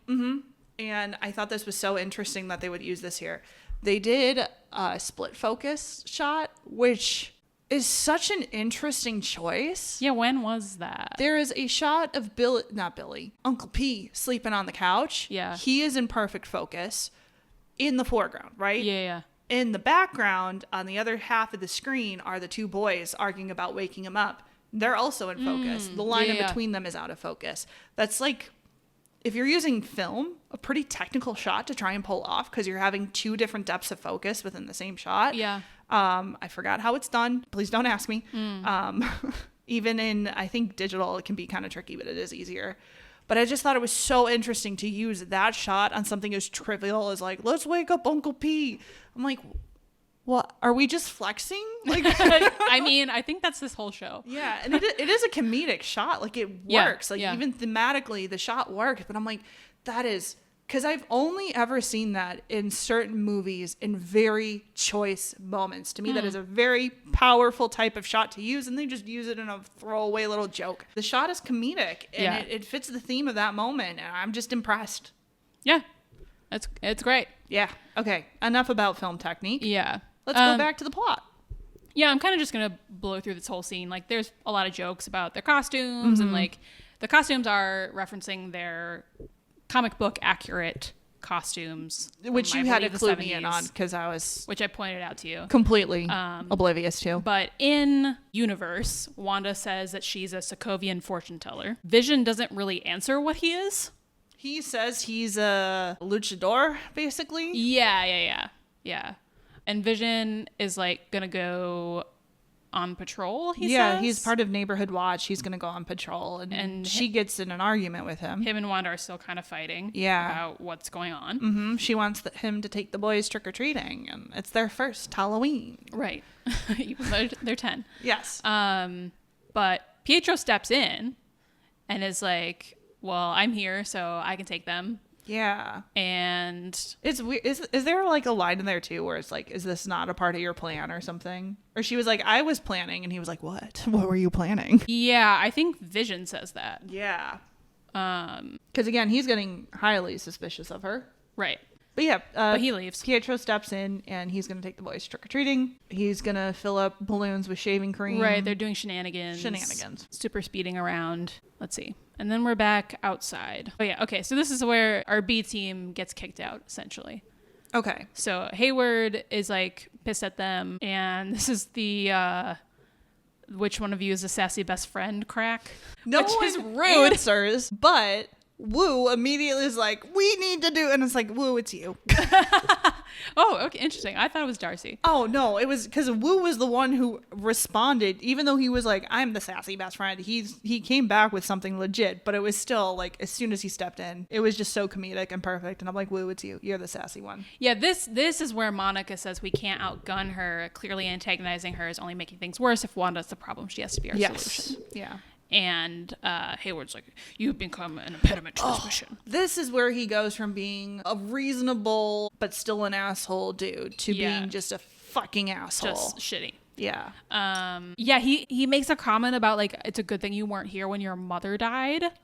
Bitch. Because you don't have the stomach for this job. I was like, shoot him now. Oh my God. Again, though, another comment on grief and whether or not someone's able to cope with it. They just keep coming and they don't stop coming. Mm-hmm. Okay, so... And honestly, Monica sounds like the best person for the job because she's at least emotionally tapped into what's going on. Right, and she's basically going through the same thing. Yes. Like, she's also just found out that her mother passed. Yeah. Even though it was several years ago. So, okay, so they are kicked out, but they're gonna figure out what they're gonna do. And then we're back with Billy and Tommy and Pietro and Wanda, and they're out trick-or-treating in their costumes. At this point now, Pietro and... Is it Billy or Tommy? It's Tommy. Pietro and Tommy are matching. Yes. In their little Quicksilver costumes. Billy is wearing his own costume. Yeah, he's like a knockoff Homelander. Another reference to The Boys that we should definitely watch. It's also a comic reference. Like, Billy and Tommy are characters in the comics. They actually are? They actually are. Oh, shit. So maybe that's a spoiler. Fuck. But both of their costumes are also sort of references to their comic book characters. I need to know what they are. Uh-huh. Wanda starts talking to Herb, who is dressed as Frankenstein, and he points out that Vision's not on duty. So where'd he go? Where's Vision? Sorry, I got distracted for a ad. second because I was looking something up for the ad. Good timing. So you mentioned that it might be, do you remember this? You mentioned it was Trix yogurt. It's Trix yogurt. You were 100% right. Yeah, I ate a stupid amount of Trix yogurt. Oh my God, me as a too. Child. Oh, and now I look at that and I go, why were we eating those colors? Such garbage. Such garbage. Why were we allowed to eat that? Good question. I remember it being great. I'm sure it was chock full of sugar and chemicals. All sugar. There's a very 90s commercial, though. It's claymation, stop motion style. You got the radical shark man with the yogurt. And it's this kid on a deserted island. Who's starving. And the shark gives him the yogurt and he can't open it. And so then he starts disintegrating into a skeleton. Spends the whole commercial in a time lapse trying to open a yogurt and turning into a skeleton. Yep. And then the tagline is, "Yo Magic, the snack for survivors." Okay. Yeah. Okay. I don't think we're just doing winks to the camera anymore. No. Full on head nods. Yes, full I will. on shaking you. Yes. By the shoulders. I will say though, this commercial in particular really got me, just because it was so fucking 90s. Yeah. And it's very on brand. It's so on brand, and it's just bringing me back to my childhood. Yeah. It was good. Yeah. Okay, this is where we get a conversation between Wanda and Pietro. Was this them bonding in the town square? Kind of, but also like they're questioning each other. So like he's like, I'm just trying to do my part. Like, I'm here to show up unexpectedly, like create tension with the brother-in-law, stir up trouble. Literally just listing off his archetype. Yeah. And she's like, what happened to your accent? And he's like, what happened to yours? Details are fuzzy. I got shot like a chump on the street for no reason at all. And the next I know, I heard you calling me. That is how he died, right? More or less. Okay. Yeah. Next thing I know, you were calling me? Next thing I know, I heard you calling me. I knew you needed me. So, interesting. Doesn't line up with anything else that we've learned about this world so far. And she seems genuinely confused. Yeah. About how and why he's there. So again, it's her subconscious. You still think it's her subconscious? I still think it is. Trying to reach out to her. Or who knows, maybe ghosts. Do ghosts exist in the Marvel universe? Yes, they do. They do. Okay. That's not going to pay off for quite a while, but you're going to see why that's funny. Okay, anyway, but they're talking, and the boys are like, oh my god, full-size candy bars, and then she's like, okay, fine, don't go past Alice Avenue. If you're going to use super speed, Tommy, at least take your brother with you. Oh, right, this is where we figure out Tommy has super speed also. Billy's powers have not come in yet. Okay, back outside, Wu and Darcy and Monica are watching the show. Wanda's brother came to town. He brought the wrong face. Yeah, they're just trying to figure out what Hayward's doing. And tracking she's like Vision. hacking into the servers. Vision. Yeah, his like something decay, whatever he's made out of. Is vibranium. Vibranium decay, which is how they're tracking him, and they can see the residents that Vision can see, which they're like, they're not moving. Right. And they can see how many people are in the town. So they say Hayward must have an accurate head and count. they are just blips on the screen. Right. They're not like actual shots. But they're not moving. Yeah, but the blips on the screen are not moving except for Vision's blip. Right. So then we were conveniently transitioned into Vision. Mm-hmm. He's walking around like the outskirts of the town. Yeah. And people are like not moving or doing like the same repetitive action over and over again. He's staring at a woman and a husband on their lawn setting up decorations for Halloween. The husband keeps setting like a pumpkin down and then standing up. Yeah. And then setting it down and then standing up. And he's repeating that. And meanwhile, the wife is like hanging a ghost on like a clothesline. Yeah, I think so. But she's never quite snapping it on. She just keeps repeating the same movement of trying to put it up and then taking her arm down and putting it up. And she's got a single tear. Single tear trickling down her chin. Single tear school of acting. And we love the single tear school of acting. Just once, I want to see 2 tears. But in her single tear, I swore I saw this. It looked a little red. It looked a little spooky red Wanda magic. That's interesting. I didn't notice that, but I believe you. Yeah. So if you saw it, please validate me. Yeah. But yeah, I'm pretty sure that's a manifestation of the pain that Wanda's causing. Sure. Both because they're being controlled, but also because I'm pretty sure they're feeling her grief and her pain. Yeah. Yeah. Vision tries to talk to a woman at one point. She can't speak. And then he comes across someone in a car. Yeah, because he's going down the street, right? And he gets to a neighborhood where literally no one is moving at all. They're all statues. And so he's like, forget the get up. He just becomes Vision, floats in the air, and sees a mysterious set of car lights at the edge of town. Mm-hmm. Which at this point in my head, I was like, wait a second, we haven't seen Agnes yet. Yep. And I was like, oh, wait a minute. She's due. There she is. She's due for an appearance. I was literally waiting for her to make a show. Yeah, she's just sitting in her car on the corner of Ellis and I already forgot the name of the other street because I don't remember Doesn't things. matter. Ellis Avenue. Yeah. And she's just frozen. There's not even she's a kind of on. frozen. She's kind of frozen, but then she's like, Town Square Scare. Where is it? She's very out of it. She's very out of it, but she can speak. She can. Unlike everyone else. Yeah. And she's clearly driven there. Knowledge that Vision is standing there. And she's conveniently placed for Vision to find her. I don't know, man. Giving the game away, Amanda. I don't know. Anyway, he's like, oh, it's probably the town square. Okay, all right. So is she got an angle here? Because the way you're saying this, okay. Have I said too much? Because as the scene plays out, right? So Vision does his magic finger touches her temple, and she seems to snap into reality somewhat, panics, blah, blah, blah, right? Also, she's dressed as a witch. Anyway. Yeah. In my head. And then he eventually, we'll digest this a bit more. I just want to get to the point. He touches her temple again and she goes back to being, woohoo, I'm going to drive to the town square now, right? I was confused because I'm like, I thought she was a witch. I thought she was in on this. I thought she knew what was going on. I thought she was playing along because she's interested in Wanda in some way. But why would she be playing along like this? She's so committed to this bit right now. This isn't an act. This is her. Is she actually being controlled? She's not. No. And now you're saying things that make me question. Was she really just acting for Vision this whole time? Because damn, she's a good actress. Questions. Fucking hell. I do want to dive a little deeper. Yeah. into the Okay. scene, We'll though. actually digest the scene. So she, before he zaps her, she's like looking for the town square, and she says, took a wrong turn, got lost. And Vision's like, in the town you grew up in. And that's when he zaps her, and she's like, you're one of the Avengers. You're Vision. Are you here to help us? And he's just like, who are the Avengers? Well, yeah, but first he says, I am Vision and I do want to help. But what's an Avenger?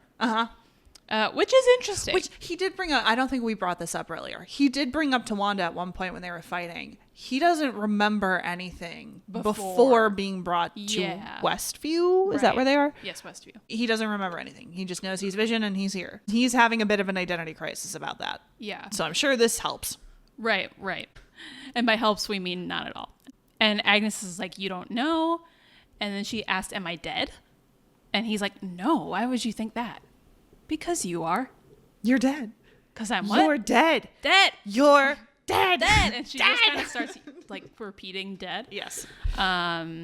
Just screaming it at him. And then he's like, it's my intention to reach those outside of Westview. Whoa. Okay, hold on. Now I got another thought. Because she is interested in Wanda. Because the kids are like, you can bring him back from the dead. And she's like, you can do that? So is she just doing this because she's like, he's dead. I need to tell him he's dead because he might know how he's not dead. Is this her trying to manipulate him so she can find out how the fuck she brought him back from the dead? Is that what's going on? Good question. Conveniently timed alarm. Yeah. Indeed. Convenient because you get to ignore my question. Perhaps. So dead.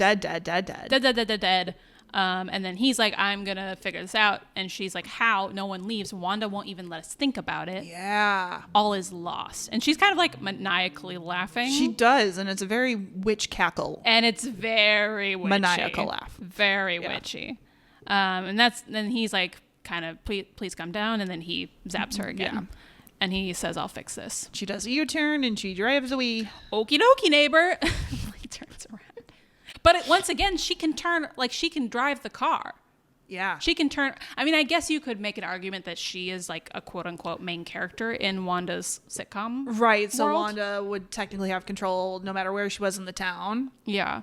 But why would she get lost? Why would she be there at all? Would she be there if she was one of Wanda's main characters that Wanda's controlling? Right.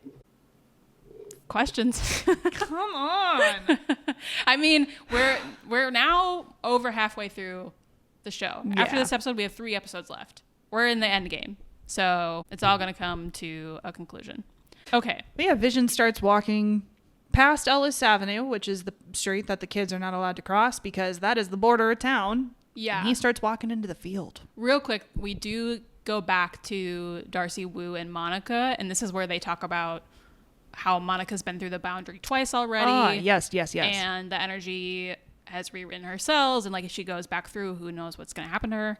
And again, very hand-waved by Monica. Yeah, she's There's like totally no unfazed. explanation as to what this means. She does make a comment of like, I've seen cells metastasize and something else. So like, And we're going to remission, which is a reference to her mom's cancer. which I'm like, oh, blood cancer? Okay. Yeah. Or just cancer in general. Yeah. Like, okay, she knows some shit. Yeah, that's a reference to her mom. She and what knows some went through grief with and that. trauma.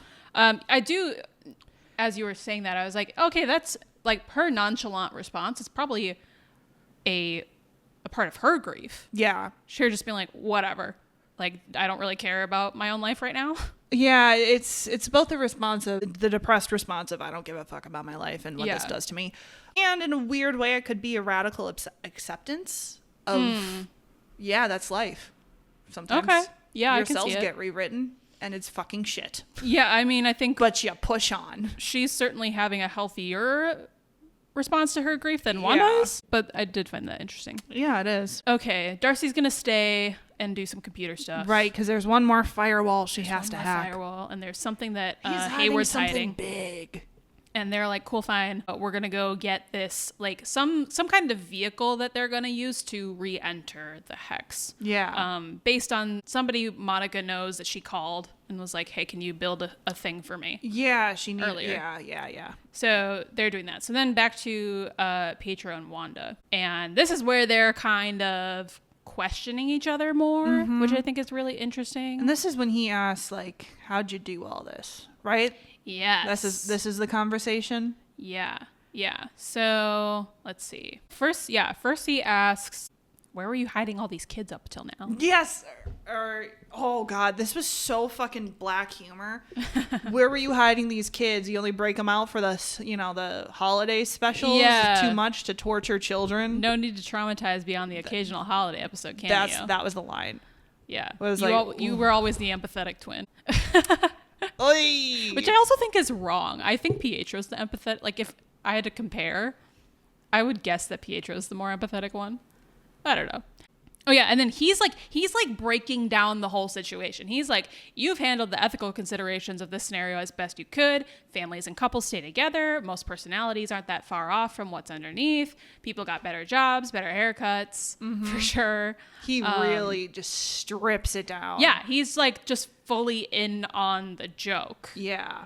Which is interesting. Once again, speaking to like, who is he? Where did he come from? How, like, does Wanda have control of him or not? I just think it's part of her subconscious. Okay, and then Wanda's like, you don't think it's wrong? And Pietro's like, no, I'm impressed. It's a big leap from giving people nightmares and shooting red wiggly woos out of your hands. How'd you even do all this? Yeah. And she's like hesitant. He's like, hey, I'm not some stranger and I'm not your husband. You can talk to me. Yeah, and she finally admits it. Yeah, she finally admits it. And she says, I don't know how I did it. I only remember feeling completely alone. Just endless nothingness, which is wild. And then that's when she sees his like dead body. Oh yeah, she shot. like looks at him and he's covered in Kind bullets of similar to what happened before with Vision and seeing his head caved in. He's got that dead face with the dead eyes. Yeah. Very creepy. So what do you think of that? Just once again, like reality trauma breaking through. Exactly. Okay. Yeah, it's because again, she's finally admitting like she just had this breakthrough where she was like nothing but pain and endless grief, and I don't know how I got here. Yeah, true. And then it breaks through. She sees the thing that brought her there, and she goes, "Nope, I'm gonna look away Nope. from that." Yeah, and then he goes back to normal. Because every time she's close to having a breakthrough, It just resets. Yep. Yeah, Because fair her subconscious is trying to protect her from all of it. Yeah. Okay. So then back on the outside, Darcy is tracking Vision, and she's seeing that he's gonna break out. He's making his way to the edge of the hex. Right. So why don't you take this one? Yeah. So he gets to the wall and he starts pushing through, and it's not an easy feat for him. No. Yeah, Wanda very much just like walks through. Wanda like, just takes walks her a through. minute. Yeah. But it doesn't seem difficult. And like when Monica touched it from the outside, she got yeeted in. Right. But for Vision, at least the way I read it, he's not supposed to go past that point. No. He is fixed in this plane, and he's literally trying to break out of the bonds that hold him to the earth. And yeah, Not to be dramatic. It's a struggle. He's pushing through, and as he gets further and further out, there's so much like static that's still like tethered to him and like pulling him back. It's a great visual. It's a crazy cool visual. Yeah. And you got all of Sword and Hayward and all of his goons are like on the edge, and they're just watching this happen. Yeah. For some, they're like, okay. Yeah. Like, and Darcy's out there, and she's like, "Are you gonna help him?" yeah. And she's like, "He's disintegrating." Yeah. And she like tries to run to help him because he is like little pieces of him are flaking off and like pulling back to the static. Yeah. And someone stops Darcy, Yeah. handcuffs her to a Jeep for some unknown reason. Right. Because plot. Yeah. And Vision just starts collapsing to the ground. At one point, he did kind of look like a corpse very briefly. Oof. It's rough. It's getting not great. No. And he's clearly, at least my reading of it, about to into the air. What was that again? I can't repeat that. Can't replicate it. Yeah. And this is where Billy starts sensing His powers come in. Yes, that Vision is suffering and in trouble. He's hearing Vision's voice in his head. So if it wasn't clear, Tommy has the super speed powers of Pietro. Billy has Wanda's powers, or a version of them. Yeah. So yeah, he's like, Mom. I hear Dad in my head. He's in trouble. And this is when Wanda expands the hex. Yeah. So- She gets all red in the eyes. Yeah. And yeah, the boundary of the hex starts to expand. Yep. Rather rapidly. And everyone starts going, oh fuck, gotta run away. Yeah. So yeah, all the Sword people start fleeing. Poor Darcy is still handcuffed to the Jeep. Thank God. Okay, because everyone's getting in the cars to drive away. And I'm like, thank God no one got in that Jeep and thought, yeah, let me drive this thing with her handcuffed to it. True, they just left it. They left the Jeep at least. But even like Wu and Monica are also somewhere else driving away and like trying to get away. Right. Well, because they were already on their way to pick up this thing. Yeah. That's So apparently they got getting at least inside. a head start. Yeah. So they're fine. But everyone else, I don't know. Does Hayward get away? Hayward and some lackeys It seems like get he away. did. Yeah. Yeah. And then everybody else, though, gets consumed. Darcy, I love it. As soon as it's coming, she just goes, oh, fudge. Yeah. Yeah. And it We don't consumes see what her. she turns into yet. No. Everyone else at Sword becomes a carnival? Yeah, circus. And clowns? A circus and clowns. Yeah, which I was like, why did it have to be clowns? And you were like, because they're clowns. And I'm Yep. And they're a circus. Yeah, they are. Yeah.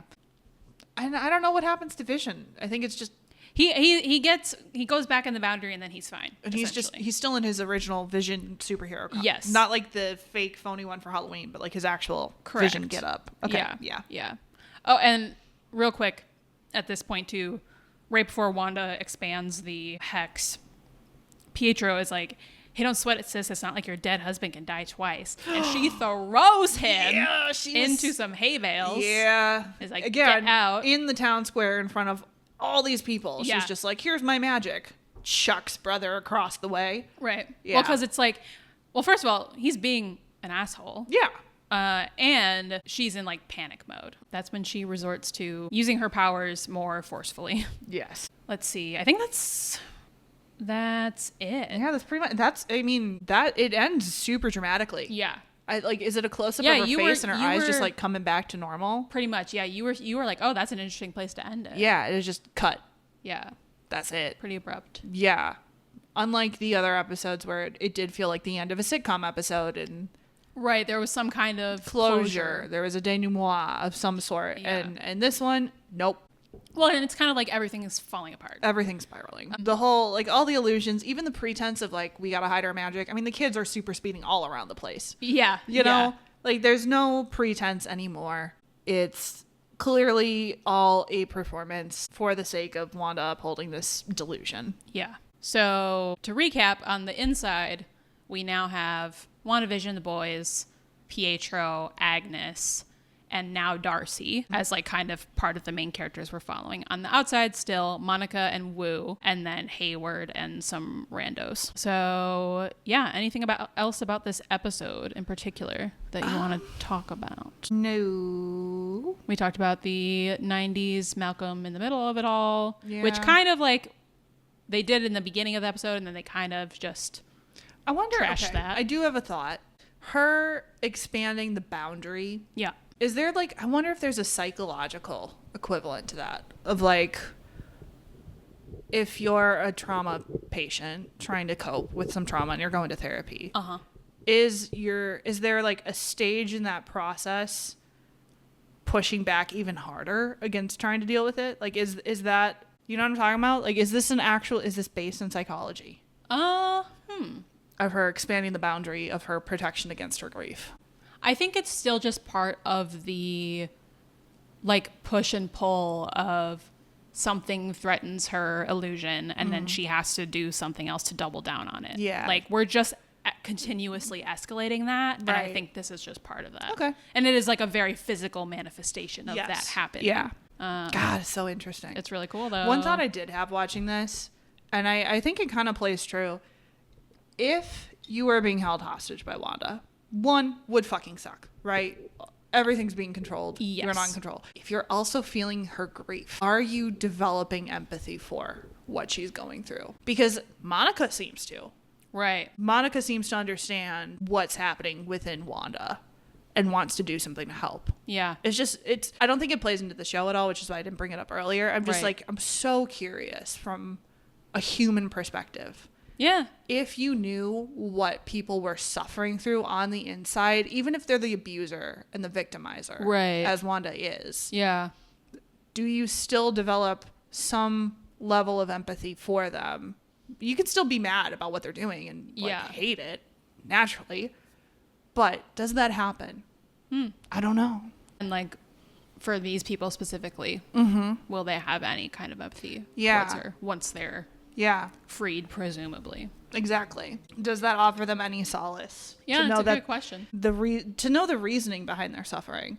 I just think it's interesting. I think it's an interesting thought experiment. I guess the question is, do they know the reasoning? Like, Yeah. or are they just feeling this Grief. emotional pain and not knowing what Or it just- is? yeah, just Are they just emotional pain in assuming general? that she's torturing them and like this is not connected to her and Yeah. her own feelings in any way? Yeah.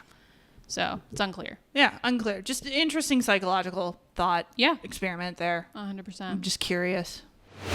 Okay. What are your biggest questions going forward?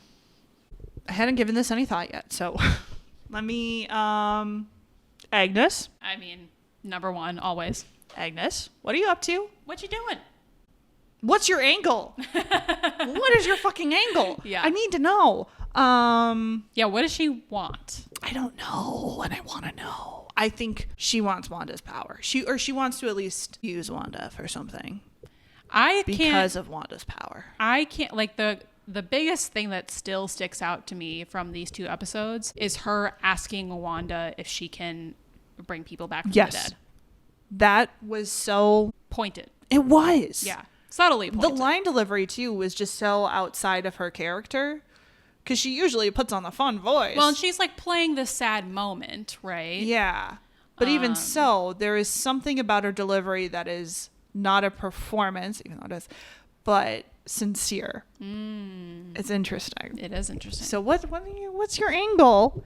I'm still convinced Vision is a corpse puppet. A corpse puppet. Oh, yeah. Pietro, Huh? Yeah. Is he also some kind of outside entity? Does he have a motive? I don't know what to think about him. I'm like, is he just a resident of the town that she thought, yeah, this'll do? It is interesting though, because again, he's the only character so far that can just say it like it is, and she's not fighting him about it. And he seems to know a lot. Yes, he's very self-aware of what's happening. Yeah. and just aware in general. Yeah. The kids, what? They're with their powers. What are they? Oh, what are they? Yeah. What are they? All of the above. What? Yeah. Yeah, those are the big questions. Yeah. Any guesses on how any of this is going to play out? You keep asking me that, and I keep getting it wrong. That might be why it's fun for me. What's gonna happen? I don't know. Okay. In the Marvel timeline of the Avengers, who's dead? Tony Stark? Tony's dead. Steve is dead. Yeah, Tony Stark is dead. Captain America's dead. Natasha's dead. Oh my God. Yeah. They're all fucking dead? All the main ones. Fuck. Yeah, the biggest... Are you wondering if some Avengers are going to show up? Well... Is that your question? Yes and no. It's more of who from this outside world, who from the superhero world would be the person that could come to Wanda as a friend, as an actual ally that she knows, that she trusts. That could be the one to like... Okay, you know the scene in Avatar where Aang goes into Avatar state? Yeah. And he's all freaking out because they took Appa, and then Katara's just like grabs his hand and pulls him into a hug. Who is that person for Wanda? Actually, I have a person, and unfortunately I can just tell you he doesn't show up, and that's the biggest plot hole in this whole thing for me. Damn. Yeah, so it's Clint. Okay. It's Clint Barton, who's Hawkeye. Oh, okay. And they are like have a closer friendship among the Avengers. He doesn't show up at all in this? He doesn't show up at all. And they don't mention it. There's no, and I'm like on a show level, I'm like, I get it. You can't, like, Jeremy Renner can't just like show up. Why not? Jeremy Renner played, did he play Dahmer? I think he played Dahmer too. Wait, really? That's a weird connection. Wait. No, I gotta look this up. Really? How many movies have been made about that guy? A lot. Too many? So many. Yes. Okay, because I watched this film with my dad. 2002, Dahmer. No. Yes. 2002? Mm-hmm. It was, I'm pretty sure it was an indie film. That's before his break, I think. Oh, yeah. Let me see. It was... What was the company? Distributed, okay, production company, Blockbuster Films, EJ yeah, so a bunch of tiny ones distributed by Peninsula Films. Tiny studios, right? So it was an indie film. Yeah, he played Dahmer. And you watched it with your dad? I watched it with my dad because my dad was like, weird. Okay, I heard this was good. Let's watch it. He's like, it's got Hawkeye. I was like, you know the Avengers? A baby Hawkeye. I was like, who the fuck is Hawkeye? And he goes, Avengers. And I'm like, what? Oh my God. So yeah, I watched this with my dad. Well, now another Dahmer connection. Now I'm like, when did he have that accident? What? Yeah, he had like a crazy snowplow accident a few years ago.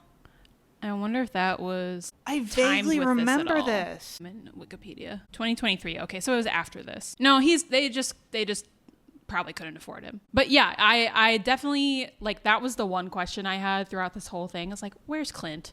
And I don't, like, knowing that character, he wouldn't just like abandon her to her grief. Okay. So like at the end of Avengers Endgame, his family gets blipped, but then they come back obviously, and like he's reunited with them. So he has that going on. Okay. But I don't think he would just like leave her.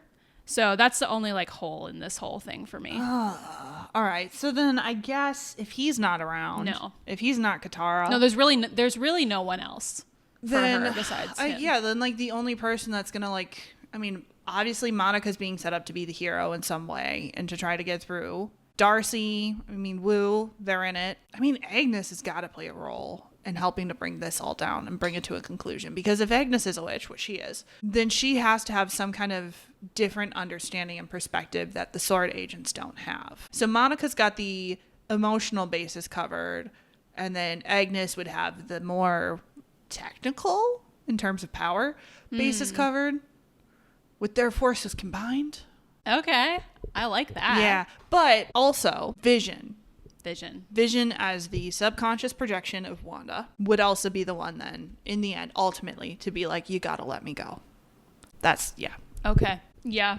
Like, so it's gonna have to come down to a de-escalation with Wanda. Yes. Because like Monica said it, Wanda has to be the solution. She does. So yeah. So they need to in the next few episodes start de-escalate. Although good She has to go to screenwriting. therapy. Good screenwriting would raise the stakes until the last episode. So I guess things are going to go a bit more batshit for the next two and escalate a lot more and escalate to the point where even Wanda is like, fuck, I've gone too far. And then she's panicking and she doesn't know what to do. And and then Vision's going to be like, you know what to do.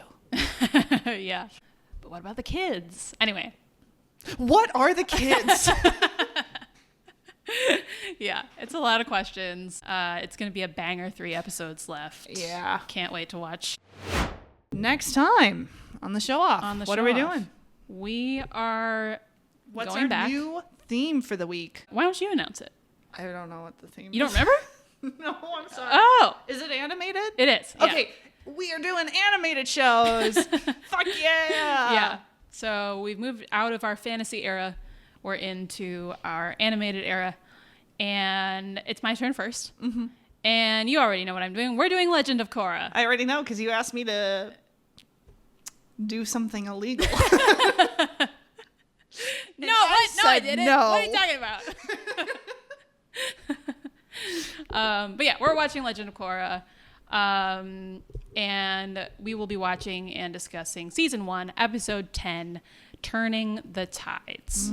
And you have seen I've seen some season of 1. this. Okay, so you have season I have seen all of season 1 of Korra. It was a few years ago, so it's a Okay. bit vague. Okay. I tried rewatching it relatively recently. Only got about 2 or 3 episodes in. Okay. Okay, cool. But yeah, I understand the basic setup. Yeah. Yeah. All right. All the same, you should still give us the basic setup. Yeah. So, real quick, that's right. I'm skipping Avatar: The Last Airbender and going straight to Korra, because here's my first controversial opinion. I like Korra better. That's a very controversial opinion. I Amanda. know, to a certain crowd. Okay. But wait a minute. Quick sidebar. You have been telling me this though for fucking years. The only reason Yeah. I've even seen the first season of Korra is because you pressured me into it probably 6 or 7 years ago. Did I? Yeah. Okay. Actually, I believe you. Yes. Yeah, and I'm going to justify that. I'm not saying OG Avatar is bad. I'm not saying I don't also love it. But Korra just has a special place in my heart. And I'm going to give you a few reasons why. And some context for the show along the way. I know gay. A little gay. Only really towards the end. Yeah. It was as close as they could get to gay on Nickelodeon. Yeah, and there was we can maybe talk about this next time too, but there was a lot of crazy production issues that happened with this show, particularly in the later half. There was a point towards the last, or maybe not production issues, but like airtime issues. Like Yes. yeah. Do you remember this? Oh my God, we talked about this in some of my classes. Like Yeah. they purposely put it in the death slot. And then they changed it to like online only. Yeah. They were trying to kill the show. Yeah, even though it was like done already. Yes. Like yeah, we talked about this. So- we'll have to get into that more. Kind next. of a miracle that it did get finished at all. Yeah. But yeah, so some quick praise, I guess, for you. On a technical level, I do think Korra surpasses the original Avatar, like animation wise. Like it looks a little more elevated. It looks a little more like sharper, more polished. Yeah. Like some of the costume and location design is really, really good. And it's all building on the first, series. And the bending looks spectacular. Like just really great. And it is clearly elevated, I think, from the original Avatar. Again, not that it was bad, but we're reaching a new level. And we're going to see some of that in this episode 10. I feel like pretty much every episode of this show has bending in it. Well, it's not obviously Avatar if it's not bendy. right, but this episode in particular, there's some good scenes. There's also another episode earlier in this season. You might remember the pro bending. Yes, yeah, I do whole remember that. Yeah, there's a really good episode where they're in the pro bending final, and then the Equalists attack, and like there's a whole ambush, and then it ends up being Korra and Lin, who's I'm going to talk about in a minute, chief of police, and like they're fighting Yes. the Equalists. Oh, okay. It's really good. It's like a crazy episode. So I almost picked that one, but I like this one better. Oh God, yeah. sorry. Now that you're like the world building of this whole universe. God damn, it's so good. It's really good. It's really good. And yeah, I think thematically also Korra is a little bit more interesting. Korra the show is a little bit more interesting. This season, for example, context is about like cultural division and civil unrest and like who has privilege and who doesn't, and how our families and the people around us influence us and or don't. So nature versus nurture, I guess. And a bit of psychological trauma, a good like mix of interesting themes. And the later seasons get into even some more like spiritual themes and what that looks like in this world, and also like stuff about parenting and family dynamics and I all know this stuff. The one thing I do know about the later seasons, just because I've seen stuff online, not because I've seen it, of like talking about Aang as a father and where he failed as a father, which I'm like, oh damn, okay, there's tea, we're going there. Aang and Toph are kind of the two. I mean, okay, I'm gonna get to it. In a minute. But yeah, anyway. This is why we have a podcast. Right, exactly. So those are some of the things that come up. Oh my God. There are some shades of those themes that come up throughout Avatar: The Last Airbender, but it's more about like good versus evil and the kids' like individual coming of age journeys. Yeah. And Korra has that too, but it's like really no look at all these societal issues. It's much more adult. It is more adult. And like Korra and her friends are older than Aang and his friends were in the original series. So you get some more adult themes, which I prefer. And these shows, like when these were actually airing, basically like the age of the characters perfectly tracked with us. Oh. Like, I don't know if you remember this. Like basically when, I don't know. No, you're right. Now I'm like, what year did Avatar come out? Because I remember watching Avatar, God, at the church. Not because it was on at church, but because there was a little room to sit in during baseball or basketball games, and I would watch Avatar in that little room. Perfect. And that was what I would have been in like middle school. Yeah, 2005. Like the kids' age. Yeah, 2005. So we were 11. And then they were basically the same age. I remember having discussions of Korra in college, which would have been 2012. Right. So Korra aired. First season of Korra aired in 2012. Okay. So we would have been 18, 19. Yeah, which is like the characters are 18, 19. Yeah, you're right. So it really worked out for us.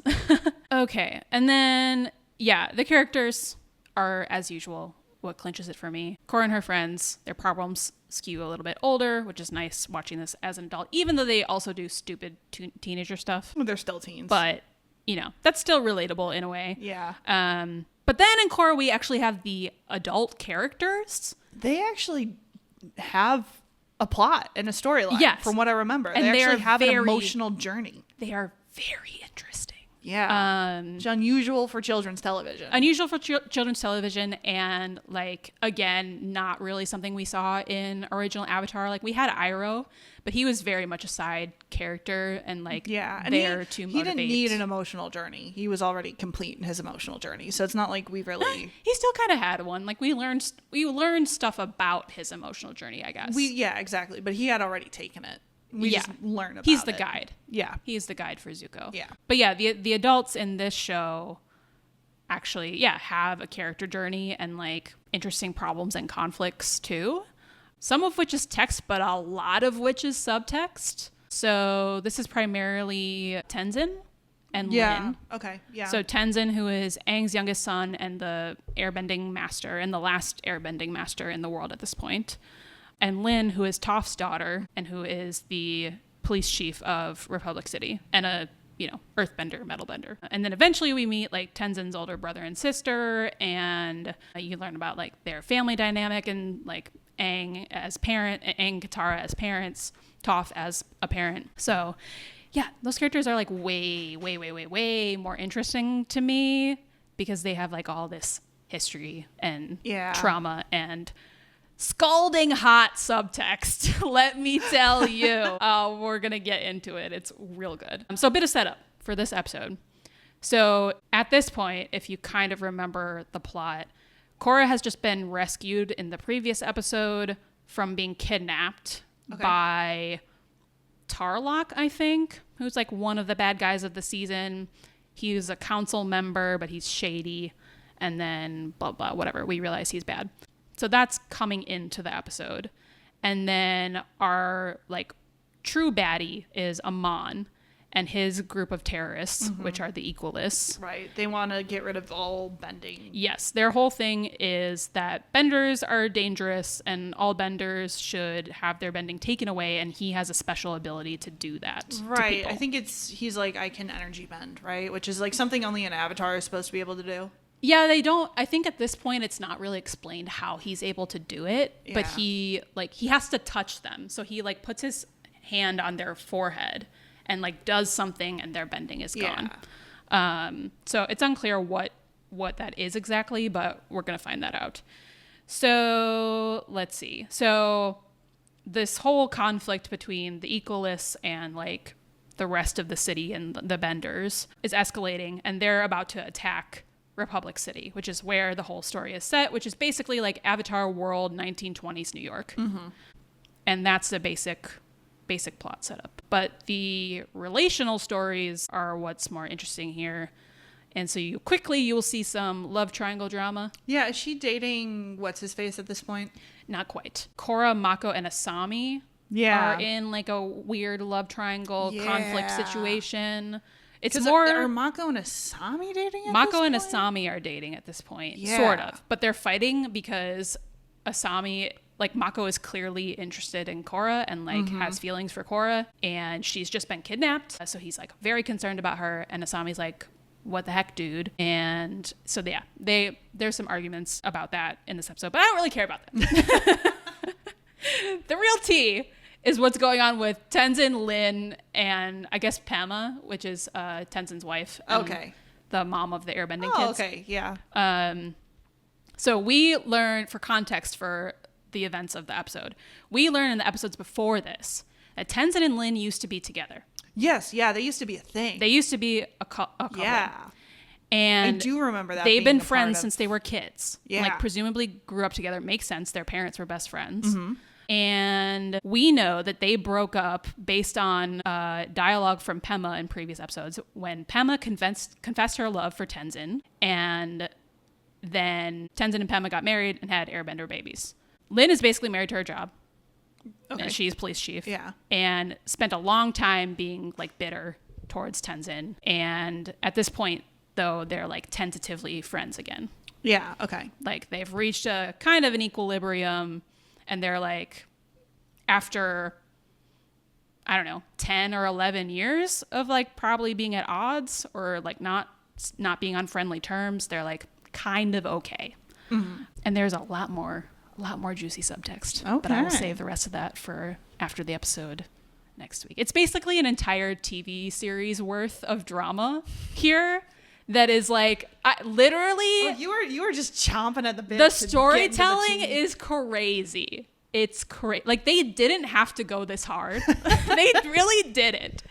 But it's all there. I and feel like it's you can really say wild. that about a lot of things about the Avatar world. That's true. That's true. The showrunners are they're very good at what they do. Yeah, and I'll give the full IMDb breakdown and stuff next episode. But any other questions? No, I'm ready to go. I'm It's a ready to hear banger your episode. perspective on this because I've tried to watch it a few times, and it's not that I didn't like it. I did enjoy it. It Yeah. just never hooked me. Really? So I'm curious to get your perspective because usually when Yeah. that happens, I end up enjoying. Dude, I stuff love more, season so. 1 too. I'm a season 1 apologist for Korra. I feel like most people's favorite is season 3 and then 4, and because they're kind of connected, and that's fair. Those are really, really good seasons. But I really like season 1 too, and it's a self-contained plot basically because they thought it was going to be their only season. I didn't feel bad about leaving off at the end of season 1. Like, Yeah, I felt like I got no, the it's very story. closed. Yeah. Yeah. So yeah, Cool. That's what we're gonna do. I'm excited. I'm stoked. Looking forward to this one. I know. Oh, and I love talking about animation. So I've been looking forward to this episode theme Yeah. for a while now. For a while. Because a little backstory, and we'll get into this more when it's my turn. I really wanted to go into animation. Really, really badly. Wait, I didn't know that. Oh, so badly. Like that was my dream in college. I wanted to either be an editor in Hollywood. Yeah, I knew that. Or write for like kids TV, write my own kids TV show and my own animation and stuff. So Not be an animator. Not be an animator. Yeah. I can't actually draw, but I wanted to like write children's television. I wanted to work in animation because I fucking love it. Yeah. I took a whole history of animation course, so woo, stoked. Yeah, can't wait. So I'm looking forward to this episode theme in general. Yeah, it's gonna be great. Love it. And then talk about the Avatar world. Yeah. Fuck yeah. And then will we be doing your episode or returning to WandaVision? Well, I think we'll return to WandaVision. Right. That's what we did last time. Okay. Cool. Yeah. Okay. In that case, you can follow the pod on Spotify or YouTube. Hey, can I ask you a question? Yes. Where can you leave comments? You can leave comments on YouTube. Yep, I knew that. Yeah. There's another place you can leave comments. Where else can you leave comments? You can leave comments on Spotify now. Get the fuck out of here. Every time, you guys, we're so sorry. We're so sorry. But leave us a comment on Spotify because that would make our entire life. Do it. Even if it's just period. Or this is a comment on Spotify. Yes. Oh, that would be even better. Yeah. You can also follow us on Tumblr, and you can email us if you so wish at theshowofpod@gmail.com. And that's all for now. We'll see you guys next time. Bye. Bye. Thanks for listening to this episode of The Show Off. If you enjoyed this one, go ahead and leave us a 5-star rating on Apple Podcast and give us your review of our episode pick for this week's pod. You can also email us at theshowoffpod@gmail.com. See you all next week.